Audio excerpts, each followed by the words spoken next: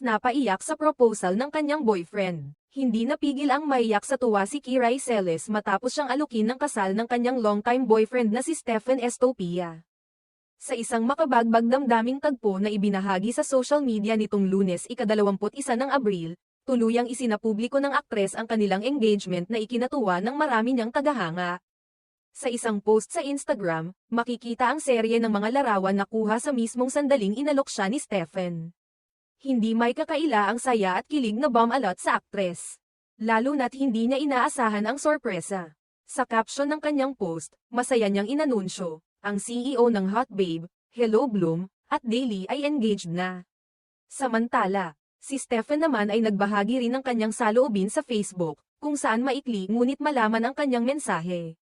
She said yes. Hindi nagtagal ay binaha ng pagbati ang mga post ng dalawa mula sa kanilang mga kaibigan, pamilya, at taga-suporta.